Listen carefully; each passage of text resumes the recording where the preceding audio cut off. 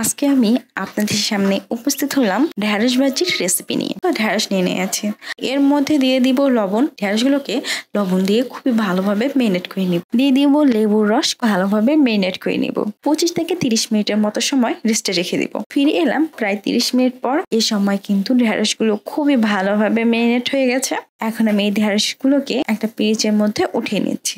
লবণ আর লেবুর রসের যে পানিটা রয়েছে তার মধ্যে দিয়ে দিচ্ছি পেঁয়াজ, রসুনের কোয়া। পেঁয়াজ আর রসুনের কোয়াগুলোকে খুব ভালোভাবে মেরিনেট করে নিব। দিচ্ছি কাঁচা মরিচ, একটু মাখিয়ে এগুলোকে রেখে দিচ্ছি। দিয়ে দিচ্ছি সয়াবিন তেল, মরিচ ফ্রাই করে নিব। দিয়ে দিব জিরা, কালো জিরা ফ্রাই করে এর মধ্যে আমি মেরিনেট করা ঢেঁড়সগুলোকে দিয়ে দিচ্ছি। ফ্রাই করে নিয়েছি। এখন আমি এর মধ্যে দিয়ে দিব মেরিনেট করা পেঁয়াজ, রসুন আর কাঁচা মরিচ। খুব ভালোভাবে নাড়িয়ে দিচ্ছি। 5 থেকে 6 মিনিটের মতো সময় ফ্রাই করে নিয়েছি। ভালোভাবে ফ্রাই হয়ে গেছে। এখন আমি এই ঢেঁড়সগুলোকে উঠিয়ে নিব। তৈরি হয়ে গেছে খুবই মজাদার ঢেঁড়স ফ্রাই